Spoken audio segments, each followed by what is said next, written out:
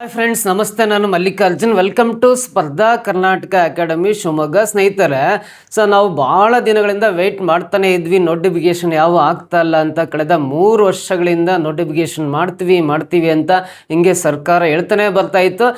ಈಗ ಈ ನೋಟಿಫಿಕೇಶನ್ ಒಂದು ಯುಗ ಸ್ಟಾರ್ಟ್ ಆಗ್ತಾ ಬಂದಿದೆ. ಅದರಲ್ಲಿ ಮೊದಲನೇದಾಗಿ ಈ ಸಿವಿಲ್ ಪೊಲೀಸ್ ಕಾನ್ಸ್ಟೇಬಲ್ ಹುದ್ದೆಗಳ ನೇಮಕಾತಿ ಅಧಿಸೂಚನೆ ಈಗಾಗಲೇ ಹೊರಬಿದ್ದಿದೆ, ನೀವೆಲ್ಲರೂ ನೋಡಿದ್ದೀರಿ. ಈ ಅಧಿಸೂಚನೆಯಲ್ಲಿ ಏನೇನಿದೆ, ಏನು ಕ್ವಾಲಿಫಿಕೇಷನ್ಸ್ ಇದೆ, ಎಕ್ಸಾಮ್ ಯಾವ ಥರ ಇದೆ ಅಂತ ಒಂದಿಷ್ಟು ಇನ್ಫಾರ್ಮೇಷನ್ ನಿಮಗೆ ಈ ವಿಡಿಯೋದಲ್ಲಿ ಕೊಡ್ತೀನಿ. ಸ್ನೇಹಿತರೆ, ಕರ್ನಾಟಕದ ಜಿಲ್ಲೆಗಳನ್ನು ಹೊರತುಪಡಿಸಿ ಮಿಕ್ಕುಳಿದ ವೃಂದಗಳಲ್ಲಿ ಟೋಟಲಿ 3395 ಸಿವಿಲ್ ಪೊಲೀಸ್ ಕಾನ್ಸ್ಟೇಬಲ್ ಹುದ್ದೆಗಳ ನೇಮಕಾತಿ ಅಧಿಸೂಚನೆ ಈಗಾಗಲೇ ಹೊರ ಬಂದಿದೆ. ಹಾಗೆ ಕಲ್ಯಾಣ ಕರ್ನಾಟಕದ ಜಿಲ್ಲೆಗಳಲ್ಲಿ KK ರೀಸನ್ನಲ್ಲಿ 596 ಸಿವಿಲ್ ಪೊಲೀಸ್ ಕಾನ್ಸ್ಟೇಬಲ್ ಹುದ್ದೆಗಳ ನೇಮಕಾತಿ ಅಧಿಸೂಚನೆ ಈಗಾಗಲೇ ಹೊರಬಿದ್ದಿದೆ. ನೋಡ್ರಿ ಸ್ನೇಹಿತರೆ, ಒಟ್ಟು 2266 ಪುರುಷ ಅಭ್ಯರ್ಥಿಗಳಿಗೆ ಅವಕಾಶ ಇದೆ, 755 ಮಹಿಳಾ ಅಭ್ಯರ್ಥಿಗಳಿಗೆ ಅವಕಾಶ ಇದೆ. ಹಾಗೆ ಸೇವಾ ನಿರತ ಪುರುಷ ಅಭ್ಯರ್ಥಿಗಳು, ಸೇವಾ ನಿರತ ಅಂದರೆ ಈಗಾಗಲೇ ಪೊಲೀಸ್ ಇಲಾಖೆಯಲ್ಲಿ ಸರ್ವಿಸನ್ನು ಮಾಡ್ತಕ್ಕಂಥವ್ರು, ಅಂದರೆ CAR ಅಥವಾ DAR ಆಗಿರ್ಬೋದು, KSRP ಆಗಿರ್ಬೋದು, IRB ಅಥವಾ KSI SF ಡಿಪಾರ್ಟ್ಮೆಂಟ್ಗಳಲ್ಲಿ ಕೆಲಸ ಮಾಡ್ತಕ್ಕಂಥ ಅಭ್ಯರ್ಥಿಗಳಿಗೆ, ಸೇವಾ ನಿರತ ಪೊಲೀಸ್ ಅಭ್ಯರ್ಥಿಗಳಿಗೆ 257 ಪೋಸ್ಟು, ಅದರಲ್ಲಿ ಸೇವಾ ನಿರತ ಮಹಿಳಾ ಅಭ್ಯರ್ಥಿಗಳಿಗೆ 82 ಪೋಸ್ಟುಗಳು, ಹಾಗೆ ತೃತೀಯ ಲಿಂಗಿ ಥರ್ಡ್ ಜೆಂಡರ್ ಕ್ಯಾಂಡಿಡೇಟ್ಸ್ಗೆ 35 ಪೋಸ್ಟ್ ಸೇರಿ ಕಲ್ಯಾಣ ಕರ್ನಾಟಕೇತರ ಜಿಲ್ಲೆಗಳಲ್ಲಿ 3395 ಸಿವಿಲ್ ಪೊಲೀಸ್ ಹುದ್ದೆಗಳ ನೇಮಕಾತಿ ಆರಂಭ ಆಗಿದೆ. ಈಗಾಗಲೇ ಯಾರು ಈ ಎಕ್ಸಾಮ್ಗೆ ಪ್ರಿಪೇರ್ ಆಗ್ತಿದ್ರಲ್ಲ, ನಿಮ್ಮ ಪ್ರಿಪ್ರೇಷನ್ ಇನ್ನೂ ಜಾಸ್ತಿ ಮಾಡ್ತಾ ಬನ್ನಿ. ಎಕ್ಸಾಮ್ಗೆ ಸಾಕಷ್ಟು ದಿನ ಟೈಮ್ ಇಲ್ಲ. ಹಾಗಾದರೆ ಸ್ನೇಹಿತರ ನೋಡ್ರಿ, ಈ ಒಂದು ಶೈಕ್ಷಣಿಕ ವಿದ್ಯಾರ್ಹತೆ, education qualification, civil police constable ಆಗ್ಬೇಕಂದ್ರೆ ಏನು ಎಜುಕೇಷನ್ ಕ್ವಾಲಿಫಿಕೇಷನ್ ಹೊಂದಿರ್ಬೇಕು ಅಂದರೆ PUC ಕಂಪ್ಲೀಟ್ ಆಗಿರ್ಬೇಕು. PUC ಆರ್ಟ್ಸ್ ಆಗಿರ್ಬೋದು, PUC ಸೈನ್ಸ್ ಆಗಿರ್ಬೋದು, ಕಾಮರ್ಸ್ ಆಗಿರ್ಬೋದು, ಎಜುಕೇಷನ್ PUC ಆಗಿರ್ಬೋದು, ಕರ್ನಾಟಕದಲ್ಲಿ PUC ಪಾಸ್ ಆಗಿರ್ಬೋದು, ಅಥವಾ ತತ್ಸಮಾನ ವಿದ್ಯಾರ್ಹತೆ PUCಗೆ ಈಕ್ವಿವಲೆಂಟ್ ಆಗಿರ್ತಕ್ಕಂಥ ಯಾವುದಾದ್ರೂ ಕ್ವಾಲಿಫಿಕೇಷನ್ ಅಂದರೆ, ಫಾರ್ ಎಕ್ಸಾಂಪಲ್ ಡಿಪ್ಲೊಮಾ ಕಂಪ್ಲೀಟ್ ಆಗಿರ್ತಕ್ಕಂಥವ್ರು, ITI ಕಂಪ್ಲೀಟ್ ಆಗಿರ್ತಕ್ಕಂಥವ್ರು, JOC ಎಲ್ಲ ಕಂಪ್ಲೀಟ್ ಮಾಡಿರ್ತಕ್ಕಂಥವ್ರು, ಅಥವಾ CBSE ಅಥವಾ ISC ಮಂಡಳಿಯಿಂದ ನಡೆಸ್ತಕ್ಕಂಥ 12th ಎಕ್ಸಾಮಲ್ಲಿ ಪಾಸ್ ಆಗಿರ್ತಕ್ಕಂಥವ್ರು, ಈ ಒಂದು PUCಗೆ ಈಕ್ವಿವಲೆಂಟ್ ವಿದ್ಯಾರ್ಹತೆ ಹೊಂದಿರತಕ್ಕಂಥ ಎಲ್ಲ ಅಭ್ಯರ್ಥಿಗಳು ಸಿವಿಲ್ ಪೊಲೀಸ್ ಕಾನ್ಸ್ಟೇಬಲ್ ಎಕ್ಸಾಮ್ಗೆ ಅಪ್ಲೈ ಮಾಡ್ಬೋದು. ಇದು ಶೈಕ್ಷಣಿಕ ವಿದ್ಯಾರ್ಹತೆ ಗೊತ್ತಾಯ್ತಲ್ಲ. ಇಲ್ಲಿ ಈ ಸಾಮಾನ್ಯ ಅರ್ಹತೆಯ ಅಭ್ಯರ್ಥಿಗಳಿಗೆ ಅಂದರೆ ಏಜ್ ಎಲ್ಲಿ ತನಕ ಇದೆ ಅಂತ ನೋಡ್ತಾ ಬರೋದಾದ್ರೆ, ಈ ಪುರುಷ, ಮಹಿಳಾ ಮತ್ತು ಥರ್ಡ್ ಜೆಂಡರ್ ಕ್ಯಾಂಡಿಡೇಟ್ಸ್ಗೆ, ಜನರಲ್ ಕೆಟಗರಿ ಸ್ಟೂಡೆಂಟ್ಸ್ಗೆ ಒಂದು ಸುವರ್ಣ ಅವಕಾಶ ಅಂತ ಹೇಳ್ಬೋದು. 27 ವರ್ಷ ಕೊಡ್ತಾ ಇದ್ರು ಏಜನ್ನು, ಈಗ 33 ಇಯರ್ಸ್ವರೆಗೆ ಎಕ್ಸ್ಟೆಂಡ್ ಮಾಡಿದ್ದಾರೆ. ಜನರಲ್ ಕೆಟಗರಿ ಸ್ಟೂಡೆಂಟ್ಸ್ಗೆ ಮಿನಿಮಮ್ ಅಂತ 18 ಇಯರ್ಸ್ ಆಗಿರಲೇಬೇಕು, ಮಿನಿಮಮ್ 18 ಇಯರ್ಸ್ ಆಗಿರ್ಬೇಕು, ಮ್ಯಾಕ್ಸಿಮಮ್ 33 ಇಯರ್ಸ್ವರೆಗೂ ಕ್ಯಾಂಡಿಡೇಟ್ಸ್ಗೆ ಅವಕಾಶ ಕೊಟ್ಟಿದ್ದಾರೆ ಜನರಲ್ ಕೆಟಗರಿ ಸ್ಟೂಡೆಂಟ್ಸ್ಗೆ. ಹಾಗೆ SC ST category 1, 2A 2B 3A 3B ಕ್ಯಾಂಡಿಡೇಟ್ಸ್ಗೆ 35 ವರ್ಷದ ತನಕ ಏಜನ್ನು ಕೊಟ್ಟಿದ್ದಾನೆ. ಗರಿಷ್ಠ ವಯೋಮಿತಿ 35 ಇಯರ್ಸ್ವರೆಗೂ ಅಪ್ಲೈ ಮಾಡ್ಬೋದು. Minimum 18 years, maximum 35 years SC ST category 1, 2A 2B 3A 3B ಕ್ಯಾಂಡಿಡೇಟ್ಸ್ಗೆ. ಹಾಗೆ ಕರ್ನಾಟಕ ಅರಣ್ಯ ಪ್ರದೇಶಗಳಲ್ಲಿ ವಾಸ ಮಾಡ್ತಕ್ಕಂಥ ಬುಡಕಟ್ಟು ಅಭ್ಯರ್ಥಿಗಳಿಗೆ 38 ಇಯರ್ಸ್ವರೆಗೂ ಏಜ್ ಇದೆ, 38 ವರ್ಷದವರೆಗೂ ಅಭ್ಯರ್ಥಿಗಳು ಅಪ್ಲೈ ಮಾಡ್ಬೋದು. ಹಾಗೆ ಸೇವಾ ನಿರತ ಪುರುಷ ಮತ್ತು ಮಹಿಳಾ ಅಭ್ಯರ್ಥಿ, ಈಗಾಗಲೇ ಸೇವೆಯಲ್ಲಿರ್ತಕ್ಕಂಥ ಪುರುಷ ಮಹಿಳಾ ಅಭ್ಯರ್ಥಿಗಳಿಗೆ, ಜನರಲ್ ಕೆಟಗರಿ ಸ್ಟೂಡೆಂಟ್ಸ್ಗೆ, ಸಾಮಾನ್ಯ ಅಭ್ಯರ್ಥಿಗಳಿಗೆ 38 ವರ್ಷ, SC ST category 1, 2A 2B 3A 3B ಕ್ಯಾಂಡಿಡೇಟ್ಸ್ಗೆ 40 ವರ್ಷದವರೆಗೂ ಅವಕಾಶವನ್ನು ಮಾಡಿಕೊಟ್ಟಿದ್ದಾರೆ. ಈ ಸಲ ಒಂದು ಗೋಲ್ಡನ್ ಅಪಾರ್ಚುನಿಟಿ ಅಂತ ಹೇಳ್ಬೋದು. ಇಷ್ಟು ವರ್ಷ ಕಾದಿರ್ತಕ್ಕಂಥ ವಿದ್ಯಾರ್ಥಿಗಳು ಮಿಸ್ ಮಾಡೋದನ್ನ ನಿಮ್ಮ ಪ್ರಿಪ್ರೇಷನ್ ಸ್ಟಾರ್ಟ್ ಮಾಡ್ತಾ ಬನ್ನಿ, ಈ ಎಕ್ಸಾಮಲ್ಲಿ ಸಕ್ಸಸ್ ಕಾಣ್ಬೋದು ನೀವು. ನೆಕ್ಸ್ಟ್ ನೋಡ್ರಿ, ಆನ್ಲೈನ್ ಅಪ್ಲಿಕೇಶನ್ ಹಾಕ್ಬೇಕು. ಅಪ್ಲಿಕೇಶನ್ ಎಲ್ಲ ಆನ್ಲೈನಲ್ಲೇ ಹಾಕ್ಬೇಕು. ಆನ್ಲೈನಲ್ಲಿ ಬೇಕಾದ್ರೆ ವೆಬ್ಸೈಟ್ ಏನಿದೆ ಅಂದರೆ, ಆನ್ಲೈನಲ್ಲಿ ಅರ್ಜಿ ಸಲ್ಲಿಸುವ ಒಂದು website HTTP. Next CET online ಅಂತ ಇದೆ, CET online. CET online karnataka.karnataka.government.in ಅಂತ ವೆಬ್ಸೈಟ್ಗೆ ವಿಸಿಟ್ ಮಾಡಿ. ಸೊ ಬಾರ್ KE ಅಂತಿದೆ, ಈ ವೆಬ್ಸೈಟ್ಗೆ ವಿಸಿಟ್ ಮಾಡಿ ನೀವು ಆನ್ಲೈನಲ್ಲಿ ಅರ್ಜಿಯನ್ನು ಸಲ್ಲಿಸ್ಬೋದು. ಸೊ ಅಲ್ಲಿ ನೋಡ್ರಿ CET online.karnataka.government.in /KEA ವೆಬ್ಸೈಟ್ನಲ್ಲಿ ಅಲ್ಲೊಂದು ಲಿಂಕ್ ಸಿಗುತ್ತೆ. ಆ ಲಿಂಕ್ ಮೂಲಕ ನೀವು ಆನ್ಲೈನಲ್ಲಿ ಅಪ್ಲಿಕೇಶನ್ ಹಾಕ್ಬೋದು. ಸೊ ಇದು 8/6 ಅಂದರೆ ಇದೇ ಸೋಮವಾರ, ನಾಳೆ ಸೋಮವಾರದಿಂದ ಅಪ್ಲಿಕೇಶನ್ ಸ್ಟಾರ್ಟ್ ಆಗ್ತಾ ಇದೆ.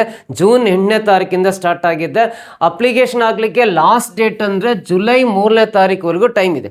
ಜುಲೈ 3ನೇ ತಾರೀಕುವರೆಗೂ ಟೈಮ್ ಇದೆ. ಸೊ ಹಾಗೆ ಫೀಸನ್ನು ಪೇ ಮಾಡಲಿಕ್ಕೆ ಲಾಸ್ಟ್ ಡೇಟು ಜುಲೈ 4ನೇ ತಾರೀಕುವರೆಗೂ ಟೈಮ್ ಇದೆ. ಅಪ್ಲೈ ಮಾಡಲಿಕ್ಕೆ ಜುಲೈ 3ನೇ ತಾರೀಕು ಲಾಸ್ಟ್ ಡೇಟು, ಫೀಸನ್ನು ಪೇ ಮಾಡಲಿಕ್ಕೆ ಜುಲೈ 4ನೇ ತಾರೀಕುವರೆಗೂ ನಿಮಗೆ ಟೈಮನ್ನು ಒದಗಿಸಿದ್ದಾರೆ, ಅವಕಾಶ ಮಾಡಿಕೊಟ್ಟಿದ್ದಾರೆ.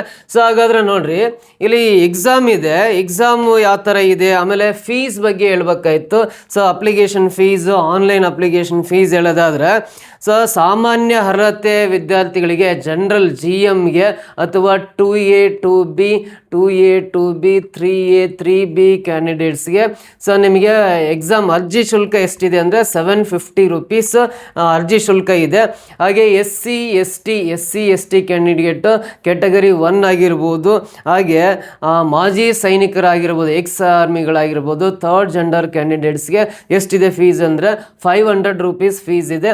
ಶುಲ್ಕವನ್ನು ಯಾವುದೇ ಕಾರಣಕ್ಕೂ ವಾಪಸ್ ಕೊಡಲ್ಲ ಅಂತ ಹೇಳಿ ಒಂದು ನೋಟೆ ಕೂಡ ಅಲ್ಲಿ ಹಾಕಿಬಿಡ್ತಾನೆ, ನೋಟಿಫಿಕೇಶನಲ್ಲೇ ಮೆನ್ಷನ್ ಮಾಡಿಬಿಡ್ತಾರೆ. ಸೊ ನೋಡ್ರಿ, ಇಲ್ಲಿ ಎಕ್ಸಾಮ್ ಸೆಂಟ್ರು ಆಯಾ ಜಿಲ್ಲಾ ಕೇಂದ್ರದಲ್ಲಿರ್ಬೋದು. ನೀವು ದಾವಣಗೆರೆಯಲ್ಲಿ ಕ್ಯಾಂಡಿಡೇಟ್ಸ್ ಆದರೆ ನಿಮ್ಮ ಎಕ್ಸಾಮನ್ನು ಬೇರೆ ಕಡೆ ಹಾಕ್ಬೋದು. ಶಿವಮೊಗ್ಗದಲ್ಲಿ ಹಾಕಿದರೆ ಗುಲ್ಬರ್ಗ ಹಾಕ್ಬೋದಿಲ್ಲ, ಬೆಂಗಳೂರು ಹಾಕಿರ್ಬೋದು. ಬೆಂಗಳೂರು ಹಾಕಿದರೆ ನಿಮ್ಮದು ಬೇರೆ ಡಿಸ್ಟಿಕ್ಕಲ್ಲಿ ಎಕ್ಸಾಮನ್ನು ಸೆಂಟ್ರ್ ಕೊಡೋ ಚಾನ್ಸಸ್ ಇರುತ್ತೆ. ಎಕ್ಸಾಮ್ ಸೆಂಟರು ಡಿಸ್ಟಿಕ್ಕು ಚೇಂಜ್ ಆಗೋ ಚಾನ್ಸಸ್ ಇರುತ್ತೆ. ಆಯಾ ಜಿಲ್ಲಾ ಕೇಂದ್ರಗಳಲ್ಲಿ ಪರೀಕ್ಷಾ ಕೇಂದ್ರಗಳಿರ್ತವೆ. ಸೊ ನೆಕ್ಸ್ಟ್ ಇದು ಎಕ್ಸಾಮ್ ಪ್ಯಾಟ್ರನ್ ನೋಡ್ರಿ. ಫಸ್ಟ್ ಲಿಖಿತ ಪರೀಕ್ಷೆ ಇರುತ್ತೆ. ಯಾವ ರೀತಿ ನೇಮಕಾತಿ ವಿಧಾನ ಅಂದರೆ ಮೊದಲು ರಿಟರ್ನ್ ಎಕ್ಸಾಮಿನೇಷನ್ ಇರುತ್ತೆ, ಆಮೇಲೆ ಫಿಸಿಕಲ್ ಸ್ಟ್ಯಾಂಡರ್ಡ್ ಟೆಸ್ಟ್ ಇರುತ್ತೆ, ಆಮೇಲೆ ಮೆಡಿಕಲ್ ಟೆಸ್ಟ್ ಇರುತ್ತೆ. ಸೊ ಫಸ್ಟ್ ರಿಟರ್ನ್ ಎಕ್ಸಾಮು, ಆಮೇಲೆ ಫಿಸಿಕಲ್ ಟೆಸ್ಟು, ಆಮೇಲೆ ಮೆಡಿಕಲ್ ಟೆಸ್ಟ್, ಈ 3 ಹಂತದಲ್ಲಿರುತ್ತೆ. ಸೊ ಫಸ್ಟು ರಿಟರ್ನ್ ಎಕ್ಸಾಮು ಇಲ್ಲಿ ಡೇಟೇ ಮೆನ್ಷನ್ ಮಾಡಿಬಿಟ್ಟಿದ್ದಾನೆ. ಆಗಸ್ಟ್ 2ನೇ ತಾರೀಕು ರಿಟರ್ನ್ ಎಕ್ಸಾಮ್ ಮಾಡ್ತೀವಿ ಅಂತ ನೋಟಿಫಿಕೇಶನ್ ಮೆನ್ಷನ್ ಮಾಡಿದ್ದಾನೆ.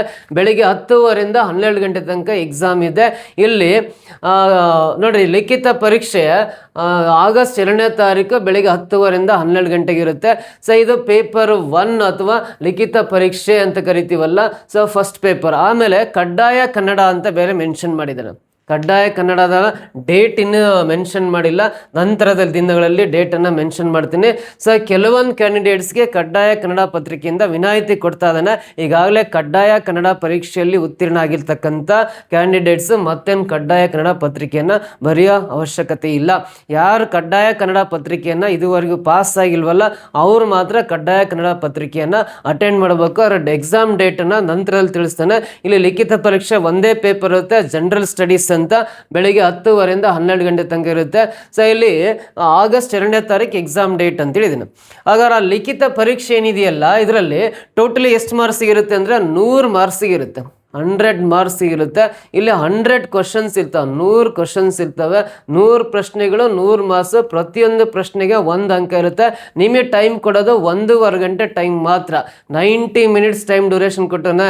10:00ರಿಂದ 12 ಗಂಟೆ ಅಂದರೆ 1.5 ಗಂಟೆ ಟೈಮ್ ಇರುತ್ತೆ. ಸೊ ಈ ಲಿಖಿತ ಪರೀಕ್ಷೆ ಯಾವ ಸಬ್ಜೆಕ್ಟ್ಸ್ ಮೇಲೆ ಪ್ರಶ್ನೆಗಳನ್ನು ಕೇಳ್ತಾರೆ ಅಂದರೆ, ಇಲ್ಲಿ ಸಾಮಾನ್ಯ ಜ್ಞಾನ ಇರುತ್ತೆ, GK ಇರುತ್ತೆ, ಜನರಲ್ ನಾಲೆಡ್ಜ್ ಮೇಲೆ ಕ್ವಶನ್ ಕೇಳ್ತಾನೆ, ಆಮೇಲೆ ಸೈನ್ಸ್ ಮೇಲೆ ಪ್ರಶ್ನೆಗಳನ್ನು ಕೇಳ್ತಾನೆ, ಸೊ ವಿಜ್ಞಾನದ ಮೇಲೆ, ಆಮೇಲೆ ಜಿಯೋಗ್ರಫಿ ಮೇಲೆ ಪ್ರಶ್ನೆಗಳು ಇರ್ತವೆ, ಆಮೇಲೆ ಹಿಸ್ಟ್ರಿ ಮೇಲೆ ಪ್ರಶ್ನೆಗಳು ಕೊಡ್ತಾನೆ. ಹಿಸ್ಟ್ರಿ ಆದಮೇಲೆ ಇಂಡಿಯನ್ ಪೊಲಿಟಿ ಅಥವಾ ಇಂಡಿಯನ್ ಕಾನ್ಸ್ಟಿಟ್ಯೂಷನ್ ಮೇಲೆ, IC ಅಂತ ಕರಿತೀವಲ್ಲ, ಇಂಡಿಯನ್ ಕಾನ್ಸ್ಟಿಟ್ಯೂಷನ್ ಮೇಲೆ ಪ್ರಶ್ನೆಗಳು ಇರ್ತವೆ. ಆಮೇಲೆ ರಾಷ್ಟ್ರೀಯ ಸ್ವಾತಂತ್ರ್ಯ ಸಂಗ್ರಾಮ ಅಂತ ಕರಿತೀವಿ, ರಾಷ್ಟ್ರೀಯ ಸ್ವಾತಂತ್ರ್ಯ ಸಂಗ್ರಾಮ ಮೇಲೆ ಪ್ರಶ್ನೆಗಳನ್ನು ಕೇಳ್ತಾನೆ. ಆಮೇಲೆ ಮೆಂಟಲ್ ಎಬಿಲಿಟಿ, ಮಾನಸಿಕ ಸಾಮರ್ಥ್ಯದ ಮೇಲೆ ಪ್ರಶ್ನೆಗಳು ಕೇಳುತ್ತಾನೆ. ಆಮೇಲೆ ನೈತಿಕ ಶಿಕ್ಷಣ, ಮಾರಲ್ ಎಜುಕೇಷನ್ ಅಂತ ಕರಿತೀವಲ್ಲ, ಇವೆಲ್ಲ ವಿಷಯಕ್ಕೆ ಸಂಬಂಧಪಟ್ಟಂತೆ 100 ಅಂಕಗಳ ಪ್ರಶ್ನೆ ಪತ್ರಿಕೆ ಇರುತ್ತೆ. ಸೊ ಇಲ್ಲಿ ಮೆನ್ಷನ್ ಮಾಡಿದ್ದಾನೆ, GK, science, geography, history, IC, ರಾಷ್ಟ್ರೀಯ ಸ್ವಾತಂತ್ರ್ಯ ಸಂಗ್ರಾಮ, ಮೆಂಟಲ್ ಎಬಿಲಿಟಿ, ಆಮೇಲೆ ಮೆಂಟಲ್ ಎಬಿಲಿಟಿ ಅಂದರೆ ಮಾರಲ್ ಎಜುಕೇಷನು, ಆಮೇಲೆ ಕರೆಂಟ್ ಅಫೇರ್ಸ್ ಅಂದರೆ ಪ್ರಚಲಿತ ಘಟನೆಗಳು, ಇವೆಲ್ಲ ಕಾನ್ಸೆಪ್ಟಿಗೆ ಸಂಬಂಧಪಟ್ಟಂತೆ ಟೋಟಲ್ 100 ಕ್ವಶನ್ಸು, 100 ಮಾರ್ಕ್ಸ್ 1.5 ಗಂಟೆ ಟೈಮ್ ಇರುತ್ತೆ. ಪ್ರತಿಯೊಂದು ಸರಿ ಉತ್ತರಕ್ಕೆ 1 ಮಾರ್ಕ್ಸನ್ನು ಕೊಡ್ತಾನೆ. ಸೊ ಅಥವಾ ರಾಂಗ್ ಆಯಿತು ಅಂದರೆ ನಿಮ್ಮದು 0.25 ಮಾರ್ಕ್ಸನ್ನು ಡಿಡಕ್ಟ್ ಮಾಡ್ತಾನೆ. ಇಲ್ಲಿ ನೆಗೆಟಿವ್ ಮಾರ್ಕಿಂಗ್ ಇದೆ, ನೆಗೆಟಿವ್ ವ್ಯಾಲ್ಯೂಯೇಷನ್ ಇದೆ. ಒಂದು ತಪ್ಪು ಉತ್ತರಕ್ಕೆ 0.25 ಮಾರ್ಕ್ಸನ್ನ ಕಳೆಯಲಾಗುವುದು ಅಂತ. ಸೊ ಇನ್ನೊಂದು ಸ್ಪೆಷಲಾಗಿ ಮೆನ್ಷನ್ ಮಾಡಿದರೆ, ನೀವೇನಾದರೂ ಎಕ್ಸಾಮಲ್ಲಿ 1.5 ಗಂಟೆ ಟೈಮಲ್ಲಿ ಬರೀ 80 ಕ್ವಶನ್ಸಿಗೆ ಮಾತ್ರ ಆನ್ಸರ್ ಅಟೆಂಡ್ ಮಾಡಿದ್ರಿ, ಇನ್ನು 20 ಕ್ವಶನ್ಸ್ನ ಅಟೆಂಡ್ ಮಾಡಿಲ್ಲ ಅಂದರೆ ಏನಲ್ಲಿ ಅಂದರೆ 5ನೇ ಆಪ್ಷನ್ನು ಕೂಡ ಕೊಡ್ತಾನೆ. ಪ್ರತಿಯೊಂದು ಕ್ವಶನ್ಗೆ 5th ಆಪ್ಷನ್ ಕೊಟ್ಟಿರ್ತಾನೆ. ಎಕ್ಸಾಮು ಕರಪ್ಷನ್ ಆಗಬಾರ್ದು ಅನ್ನೋ ದೃಷ್ಟಿಯಿಂದ 5 ಆಪ್ಷನ್ಸ್ ಕೊಟ್ಟಿರ್ತಾನೆ. ನೀವು 80 ಪ್ರಶ್ನೆಗೆ ಅಷ್ಟೇ ಅಟೆಂಡ್ ಮಾಡೋಕ್ಕಾಯಿತು, ಇನ್ನು 20 ಪ್ರಶ್ನೆಗಳನ್ನು ಅಟೆಂಡ್ ಮಾಡೋಕ್ಕಾಗಿಲ್ಲ ಅಂದರೆ ಎಕ್ಸಾಮ್ ಅವಧಿ ಮುಗಿದಾದಮೇಲೆ 5 ಮಿನಿಟ್ಸ್ ಟೈಮ್ ಡ್ಯೂರೇಷನ್ ಇರುತ್ತೆ. ಆ 5 ನಿಮಿಷ ಅವಧಿಯಲ್ಲಿ ಇವನು ಉಳಿದ 20 ಕ್ವಶನ್ಸ್ ಏನು ಅಟೆಂಡ್ ಮಾಡಿರಲ್ಲ ಅವಕ್ಕೆ ಯಾವುದು ಅಲ್ಲ, ನನ್ ಆಫ್ ದೀಸ್ ಅಂತ ಇರುತ್ತಲ್ಲ, ಆ ಆಪ್ಷನ್ನ ಮಾರ್ಕ್ ಮಾಡಲೇಬೇಕು. ಯಾವುದೇ ಕ್ವಶನನ್ನು ಬ್ಲ್ಯಾಂಕ್ ಬಿಟ್ಟು ಬರಂಗಿಲ್ಲ. ನೀವು ಅಟೆಂಡ್ ಮಾಡದೇ ಇರೋ ಕ್ವಶನಿಗೂ ಕೂಡ 5th ಆಪ್ಷನ್ನ ಮಾರ್ಕ್ ಮಾಡಿ ಬರಲೇಬೇಕು. ಒಂದು ವೇಳೆ ಆ ಕ್ವಶನಿಗೆ ನೀವು ಮಾರ್ಕ್ ಮಾಡಿ ಬಂದಿಲ್ಲ ಅಂದರೆ ನಿಮಗೆ 0.25 ಮಾರ್ಕ್ಸ್ನ ಡಿಡಕ್ಟ್ ಮಾಡ್ತೀವಿ ಅಂತ ಕಂಡೀಷನ್ ಬೇರೆ ಹಾಕಿದ್ದಾರೆ.